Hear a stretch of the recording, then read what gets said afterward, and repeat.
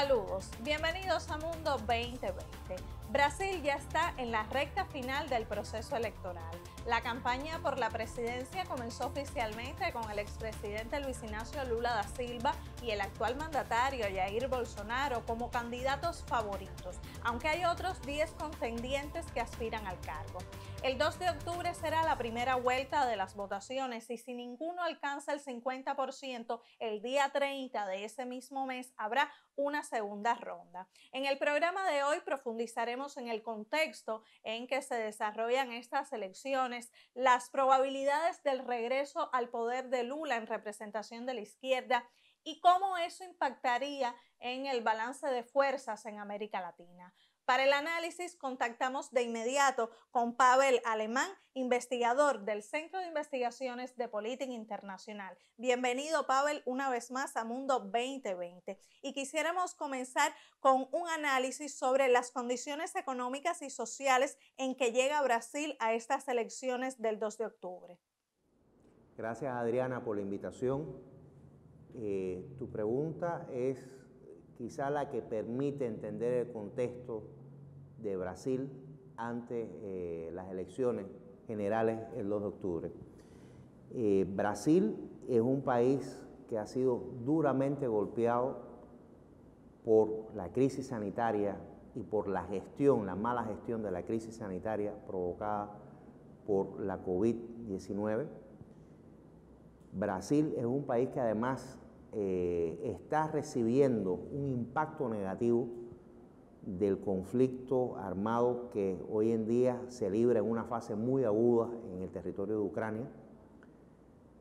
Recordemos que Brasil tiene un gran desarrollo de su industria agrícola y necesita de los fertilizantes que producen algunos de los países que están más involucrados directamente en ese conflicto. Así que llega en un entorno bastante, digamos, convulso, desfavorable para el gobierno que conduce el todavía presidente Jair Bolsonaro y quien se presenta también como candidato a estas elecciones. Por eso te comentaba, es un entorno complicado, difícil, y eso, por supuesto, va a influir en la decisión que tomen los electores brasileños ese día y seguramente van a favorecer con su voto no al gobierno que está sometido al desgaste político de su mala gestión y de la crisis global que impacta negativamente en Brasil, sino que van a favorecer con su voto, muy probable, al expresidente Luis Inácio Lula da Silva. Pavel, ¿representa Bolsonaro una propuesta ya fracasada en Brasil luego de estos años de mandato? Definitivamente hay una parte de la sociedad brasileña que acoge, digamos, las ideas más conservadoras reflejadas en el entorno político del presidente Jair Bolsonaro. ¿Quiere decir esto que hay una fragmentación política de la sociedad? Sí. ¿Quiere decir que hay una fragmentación polarizante de la sociedad brasileña? Sí. Pero no va esto a favorecer la propuesta electoral de reelegir al presidente Jair Bolsonaro. Si en este momento sectores que respaldaron políticamente su elección, por la que está gobernando en este momento en Brasil, le han retirado ese respaldo. Me refiero a una parte de las comunidades cristianas de base, me refiero incluso hasta a un sector del agronegocio, y eso tiene, por supuesto, expresiones en el ámbito político brasileño, en el entorno legislativo. Siendo así, la candidatura de Luis Inácio Lula da Silva se vuelve una candidatura, vamos a decir, atractiva para sectores bastante diversos, ¿no? Sectores que reflejan la pluralidad política de la sociedad brasileña. La mayoría de las encuestas dan a Lula como vencedor de los comicios con varios puntos de ventajas. Una de las más recientes, Datafolia, lo ubica 15 puntos por encima de Bolsonaro, que va en segundo puesto. ¿De qué factores dependería, Powell, un eventual triunfo del líder del Partido de los Trabajadores en primera vuelta? Bueno, todavía falta poquito más de un mes para las elecciones. Como tú bien conoces, Adriana, los procesos electorales, el comportamiento de los procesos electorales, de la intención de voto por uno u otro candidato, generalmente es fluida, es decir, cambian los porcientos de apoyo en las encuestas. Esto indica que aún no hay una precisión, ¿no?, de que Lula vaya a ganar en primera vuelta, pero que pudiera, digamos, incidir en una orientación del voto más favorable a Lula. Obviamente, aquí hay una primera cuestión, ¿no? Los errores que pueda cometer en su gestión el gobierno de Jair Bolsonaro. Es una primera cuestión, porque hay una parte del voto que se refleja como voto castigo contra las políticas del gobierno. Hay una segunda cuestión que puede favorecer aún más a Lula, y es la capacidad de poder concertar alianzas con otros sectores de la sociedad y de la política brasileña, alianzas que sean más flexibles, más inclusivas de otros intereses, y eso le amplía la base social y la base política de respaldo a su candidatura. Eso, a mi modo de ver, es una segunda cuestión que lo favorece. Una tercera cuestión que lo favorece, ya en este caso de carácter externo, es la percepción que puede existir de que un nuevo gobierno en Brasil pudiera estimular no solamente los procesos de carácter regional, sino que incluso pudiera favorecer, digamos, el papel de Brasil como potencia en la solución de otros problemas de orden internacional. Es decir, esa sería otra cuestión, ¿no? Recordemos que Brasil es miembro de los BRICS, no ha tenido una posición ajena a lo que está sucediendo en Ucrania, tiene una relación estrecha, por otro lado, con la potencia hegemónica en el hemisferio occidental, que es Estados Unidos. Es decir, todas estas percepciones también influyen en un apoyo a una posible elección de Lula como presidente en primera vuelta. Y una cuestión que también me parece que es muy importante: Lula ha sido gobernante en el pasado.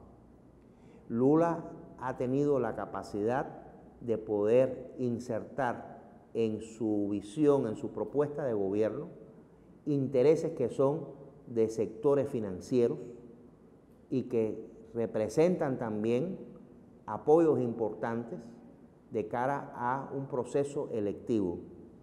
Es decir, asumir una política económica responsable también es parte de esos apoyos que debe recibir el gobierno del presidente, del expresidente y actual candidato Luis Ignacio Lula da Silva. Hagamos una pausa. Al regreso te propongo conversar sobre otros candidatos que aspiran a la presidencia de Brasil y se presentan como una alternativa a la polarización existente, y también muy ligado a eso hablaremos sobre la violencia política en el gigante suramericano. Así que no se aparten, que en instantes estamos de regreso en Mundo 2020.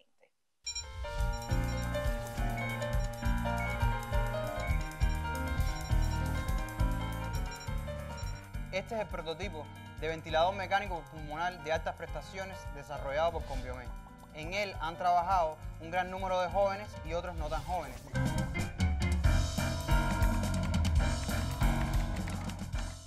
Este ventilador será usado en todas las salas de terapia intensiva de nuestro país.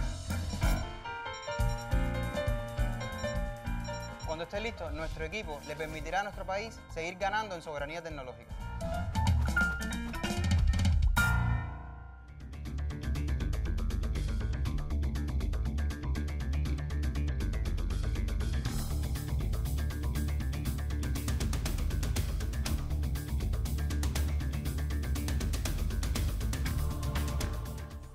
conectados en Mundo 2020. Hoy hablamos sobre el panorama electoral brasileño cuando falta cerca de un mes para los comicios. El expresidente Lula sigue al frente de los sondeos, aun cuando la ventaja ha disminuido un poco con respecto a Bolsonaro.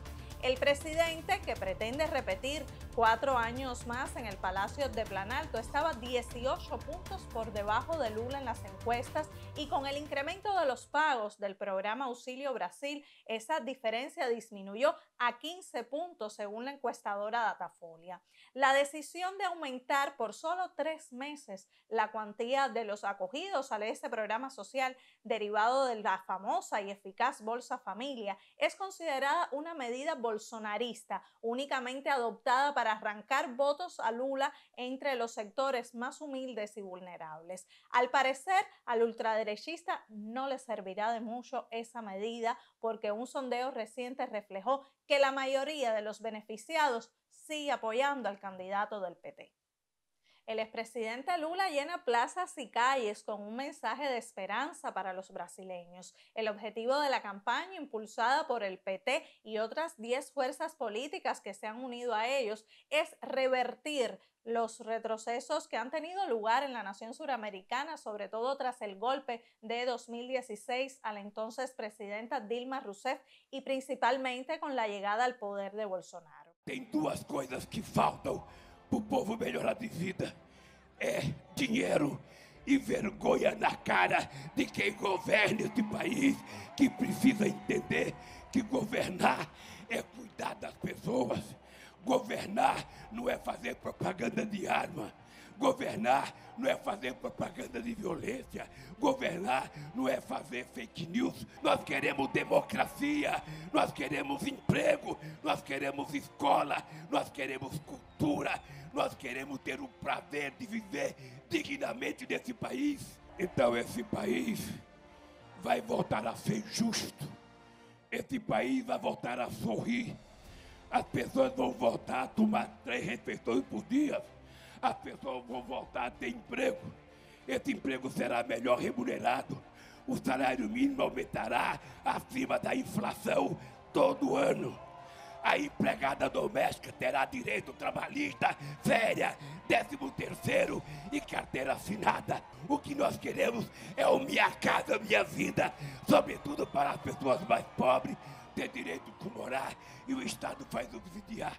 Además de las consecuencias negativas de la gestión del actual gobierno en lo económico y lo social, su postura conservadora y ultraderechista ha conllevado a un escenario político muy polarizado, antidemocrático y violento, tanto que el primer evento de la campaña electoral de Lula en una fábrica en Sao Paulo fue cancelado por razones de seguridad. El número de casos de violencia contra líderes políticos en el primer semestre de 2022 en Brasil es mayor que en el mismo periodo del último ciclo electoral, según afirmó el Observatorio de Política y Violencia Electoral de la Universidad Federal del Estado de Río de Janeiro.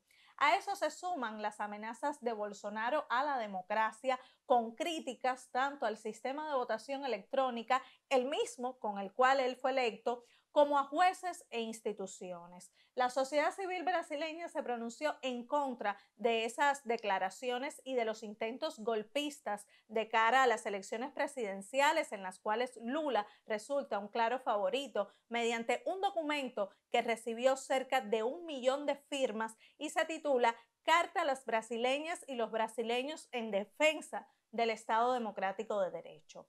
Sobre estos y otros temas continuamos el diálogo con Pavel Alemán, analista del Centro de Investigaciones de Política Internacional. Pavel, además de Lula y Bolsonaro, existen otros aspirantes a la presidencia brasileña que intentan ganar el voto de quienes no están de acuerdo con ninguno de los 2 líderes de los sondeos. ¿Qué proponen para distanciarse de Lula y Bolsonaro? ¿Qué posibilidades reales tienen de avanzar? La sociedad brasileña está muy polarizada. Creo que independientemente de que existen algunos candidatos más, pero fíjate que Sergio Moro retiró tempranamente su candidatura. Ciro Gómez ha tenido algunas diferencias con Lula, que creo que es el tercer candidato que más resalta, aunque tiene un % de respaldo muy pequeño, es decir, ha quedado muy poco margen para escapar a la polarización política en la sociedad brasileña. Recordemos que él fue ministro en el gobierno de Lula durante el primer mandato del expresidente brasileño. Ciro Gómez ha tenido un tránsito político por el PMDB, por el PSDB, es decir, ha tenido un tránsito por el espectro político buscando siempre colocarse hacia la izquierda de las formaciones en las que ha estado. Yo no tengo la menor duda de que en caso de una segunda vuelta electoral, él y aquellos que votarían por él respaldarían la elección de Lula. El asesinato del dirigente del Partido de los Trabajadores, Marcelo Arruda, en la ciudad de Foz de Iguazú, en el sureño estado de Paraná, puso al desnudo la escalada de violencia política que impera en Brasil a poco más de un mes de las elecciones. ¿Qué o quiénes propician ese tipo de hechos? Bueno, Adriana, la sociedad brasileña es una sociedad que está expresando niveles importantes de violencia social y que se está trasladando al entorno de la política. Y no es un fenómeno nuevo. Recordemos que existe un alto nivel de violentización en la sociedad brasileña a partir de la forma en que el Estado, por muchísimos años, ha tenido una política represiva dirigida al control, sobre todo de las zonas donde están las favelas. Incluso, recordemos que hace unos años atrás murió, después de haber sido, digamos, una figura descollante dentro del movimiento LGTBI brasileño, incluso dentro de las fuerzas progresistas brasileñas, si fue asesinada Marielle Franco. Si el asesinato político en Brasil no es algo nuevo. ¿Qué pasa? Que hay una alta polarización en la sociedad brasileña. Recordemos que desde la elección anterior, los sectores, digamos, que han votado y que han respaldado la candidatura de Jair Bolsonaro son sectores que en lo simbólico apelan al uso de las armas para resolver los conflictos en la sociedad brasileña. Es decir, nunca se escondieron para decir esto. Y yo creo que esto se está expresando también ahora, pero de manera mucho más brutal. Y quizás en lo que falte de aquí al día de las elecciones, veamos otros momentos muy desagradables en la sociedad brasileña, donde otras personas sean sometidas precisamente a la violencia con motivo de cuestiones políticas. Es probable que eso sea así. Y en medio de esa polarización política que marca el escenario electoral brasileño, algunos hablan hasta de un golpe por parte del presidente Bolsonaro para mantenerse en el poder. ¿Existen en Brasil las condiciones para un nuevo golpe? Bueno, hay que partir de un hecho, ¿no? Hay un sector importante de las Fuerzas Armadas que ha respaldado a Jair Bolsonaro. De hecho, él ha incorporado a miles de militares, algunos en situación de retiro y otros en activo, a cargos públicos en los diferentes estamentos de la sociedad brasileña. Pero sería un proceso bastante complicado.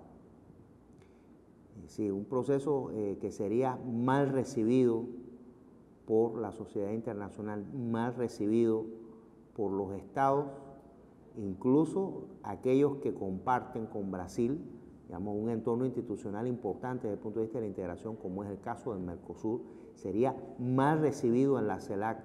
Es decir, el costo político de dar semejante paso sería muy alto. Sí, sería de una pérdida profunda de legitimidad política por parte de aquellos sectores más conservadores, ¿no? Más ubicados más a la derecha dentro de la sociedad brasileña. No creo yo que vayan a cometer semejante error. Además, sería de verdad muy costoso en lo político. En uno de los discursos de la precampaña, Lula defendió la creación de una moneda única en América Latina como parte de la ampliación de las relaciones entre los países de la región para no depender del dólar. Eso por ahora es solo una idea, pero en tu opinión, Pavel, ¿qué significaría para Latinoamérica un Lula en el poder o la permanencia de Bolsonaro?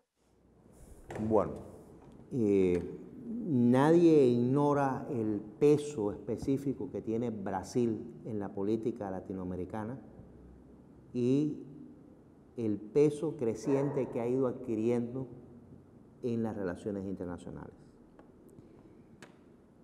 Una victoria política de Lula representaría un impacto importante en el cambio del mapa donde se asienta la orientación de los gobiernos en la región. Estamos hablando de que en los últimos años hay varios gobiernos de tipo progresista alineados en ese amplio espectro político que es la izquierda, que han asumido en diferentes países en la región y entonces ha ido transformando cualitativamente el escenario, el entorno regional. Eso ha tenido sus impactos, como ustedes recordarán, por ejemplo, en la Cumbre de las Américas que se celebró en Estados Unidos hace un tiempo. Estoy pensando, por ejemplo, en un proceso que debe ser disputado en su vecino, la República Argentina. Un proceso que debe ser bastante disputado, donde evidentemente hay una tensión por la posibilidad de que se pueda reelegir un gobierno apoyado por las diferentes corrientes dentro del peronismo o que ascienda como alternativa reaccionaria un nuevo gobierno del macrismo. Ahora, si resultara electo Lula en Brasil, eso por supuesto tendría un impacto en el proceso electoral argentino, ¿no? Y si miramos hacia la región además, porque Argentina comparte intereses muy cercanos, muy estrechos con Brasil, con Chile, con Bolivia, con Uruguay y con Paraguay, pero fundamentalmente Brasil como socio mayor del entorno de integración sudamericano, ¿no? Entonces, eso es otra de las cosas que puede obviamente afectar, ¿no?, la elección de Lula.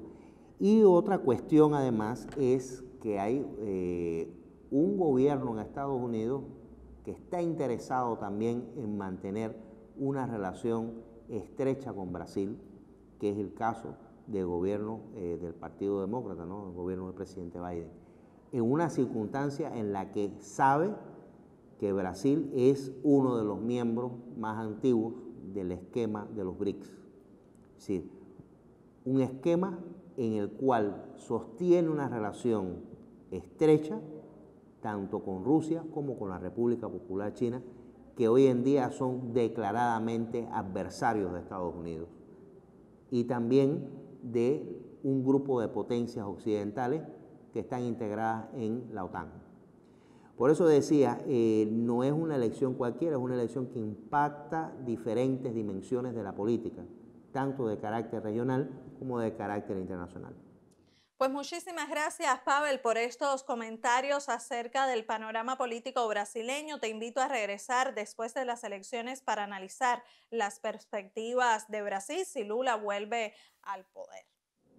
Bueno, Adriana, tendremos que ver si definitivamente, en caso de empoderarse una alianza que respalde la candidatura de Lula, podrán revertir el profundo proceso, digamos, de desgaste que sufrieron los derechos sociales y económicos en Brasil, es decir, ese profundo retroceso de casi 7 décadas que sufrió la política brasileña, no solamente con el gobierno de Jair Bolsonaro, sino con el gobierno que sustituyó a la expresidenta Dilma Rousseff.